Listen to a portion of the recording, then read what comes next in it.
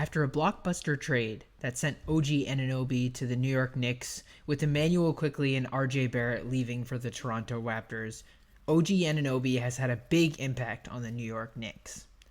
Averaging over 42 minutes a game in the past 5 games and being a key contributor on both the offensive and defensive end, it's become clear over the last couple of games why the New York Knicks traded for OG Anunoby and why they needed him.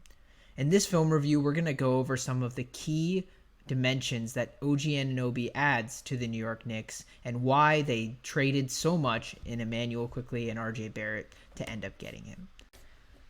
In this clip right here, we have OG Anunoby sitting at the wing position, guarded at the top of the key. What you're going to see right here is Precious Achiuwa is going to set up a screen for OG Anunoby. And this play really highlights OG Anunoby's uniqueness. He is both a small forward, a power forward, and a shooting guard, and can kind of play all 3 positions on the court and is able to guard all 3 positions on the court. And so this means most of the time that he's going to be guarded by a bigger player, and that's the case in this specific clip as well. As Precious Achiuwa kind of sets this screen here, it gives OG Anunoby a little bit of an advantage kind of driving into the paint. You see he kind of has a little bit of a quick step on his opponent, and he's able to kind of get into the paint easily, and this makes it so that he has an advantage kind of going into the paint. And Precious Achiuwa also is kind of able to get a good roll so that he can pressure the low man defender. And you see these two Washington Wizards kind of looking in, wondering, hey, do I need to help out my team? But as you kind of play the clip right here, what you see here is they end up taking a bad angle on Precious Achiuwa and on OG Anunoby.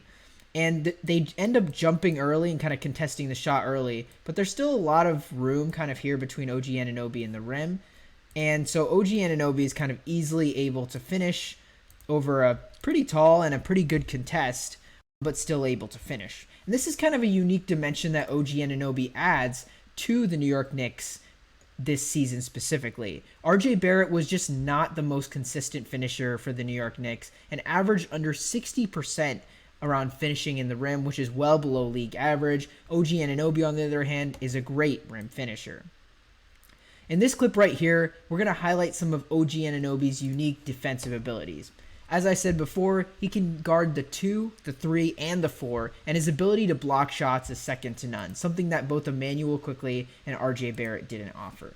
What you're going to see right here is there was a pick and roll kind of at the top of the key, trying to get Jalen Brunson off of the point guard, who's driving into the paint.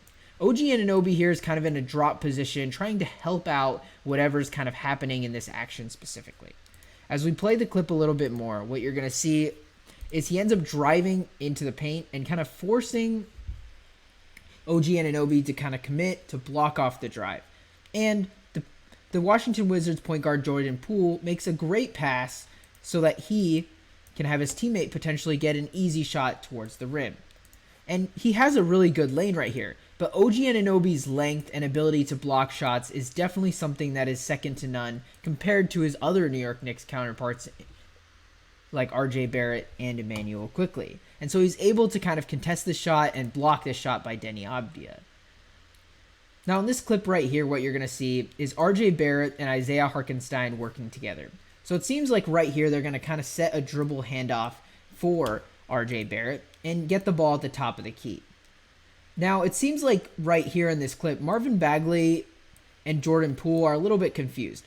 Who is supposed to get OG Anunoby? Are we supposed to switch? Or is Marvin Bagley supposed to get him? What are we doing here? And this kind of leads to this confusion leads to Jordan Poole kind of getting stuck on the screen or really just not contesting him from 3, believing that OG Anunoby can kind of only drive the ball, as that's how they got beat on the last time they did the pick and roll. But what you see right here is OG Anunoby has a great 3-point shot, and this is definitely a spacing dimension that he brings to the New York Knicks. He's able to shoot the 3-point shot. He's able to get it off the dribble, off of dribble handoffs, and when he's given this kind of mountain of space, he's easily able to capitalize and end up, drilling that 3-point shot. And that's going to be key for the Knicks. They're one of the teams that definitely needed help in terms of 3-point percentage. RJ Barrett was definitely not a great 3-point shooter, but with his time in the Raptors, OG Anunoby has shown to be a 40% plus three-point shooter, and we expect that to continue with the Knicks as he gets even more open shots due to their already good team. This next clip right here is going to once again feature OG Anunoby's defense, but specifically his one-on-one defense.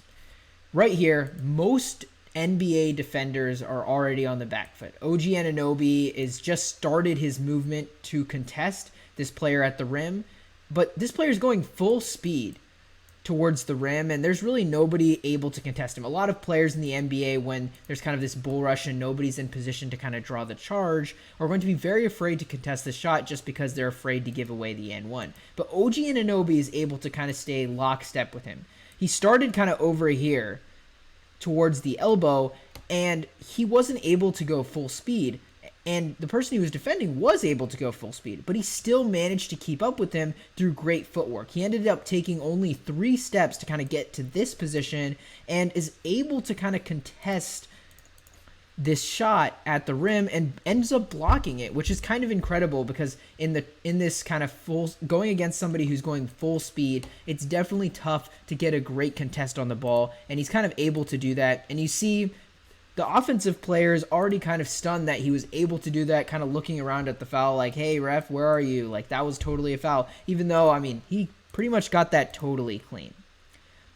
Now, this last clip we're going to play just really features what OG Anunoby is probably going to be doing for the most part in most of his games, just like he's doing against the Houston Rockets here, and that's spacing the floor. I talked about earlier how his three-point percentage was over 40% for the Toronto Raptors, and I expect that to continue. This Julius Randle is about to get doubled by kind of the extended block area on the right side of the court. But this leaves OG Anunoby kind of wide open. And so Julius Randle kind of sees what's going on in the court, and he makes the awesome, nice pass to OG Anunoby in the corner. Now, if this was RJ Barrett, probably a different outcome. He probably wants to drive the ball instead. He sees that Alperen Sengun is kind of off kilter, doesn't really know what's going on. He kind of assumes, oh, he's out of the play. And RJ Barrett would kind of be forced to drive the ball here because of his low three-point shooting. But OG Anunoby, on the other hand, as I said, 40% three-point shooter. He's going to take the shot every single day, and that's definitely a shot the New York Knicks are happy with him getting. All right, guys, if you loved our content about OG Anunoby and want to see more, please subscribe to our channel. Please like, please comment below what your thoughts on OG Anunoby are. Thank you for watching. Thank you for listening.